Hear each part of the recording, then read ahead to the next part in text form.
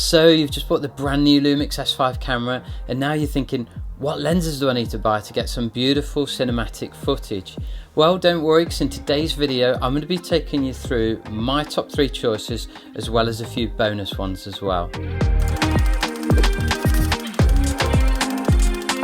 Before I get started with today's video, my name is Ben. I'm a wedding filmmaker. I also make a lot of corporate videos, and here on this channel I go through lots of tips and tricks and also reviews of the latest cameras and lenses.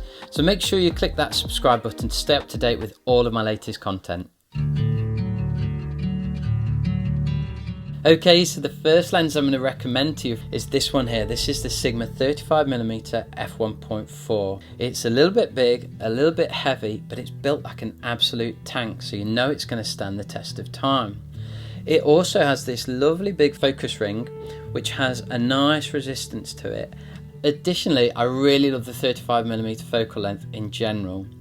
It's a focal length that's quite wide, and as a result, when you're filming things, it brings in a lot of the environment. Another great advantage of this wide focal length is that you can attach it to your camera, and because the S5 has such incredible IBIS, you can actually get some nice handheld shots even when you're walking. It's great getting that sort of footage without needing to bring a gimbal along. Okay, so the next lens I'm going to tell you about that I absolutely adore is this one here. This is the Sigma 85mm f1.4 DGDN. It's a really incredible storytelling lens because it focuses on the details. The optics of this lens are truly beautiful. It has 11 aperture blades, and what this means is that the bokeh just looks really smooth.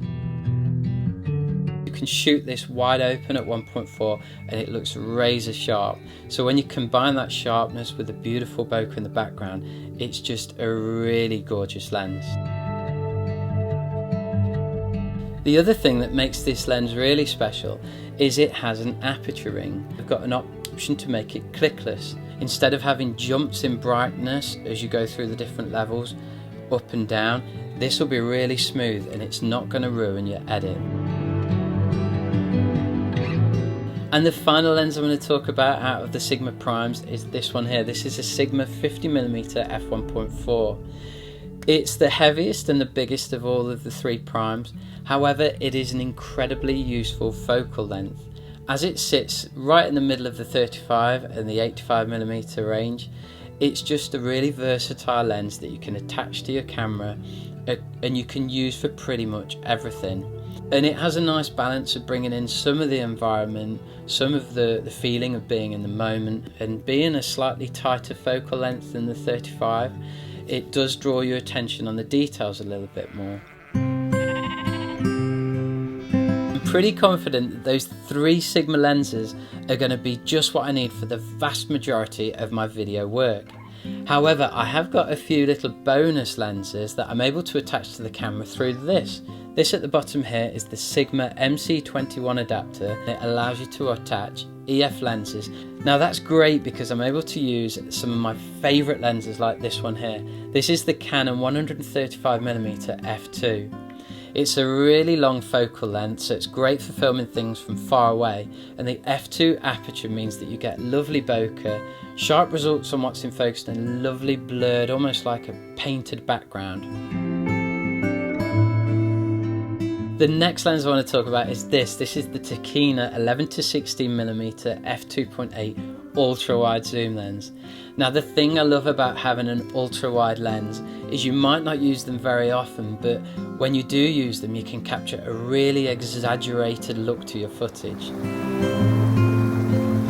If you are thinking of buying any of the lenses I've spoken about today, you will find links to them just in the description below.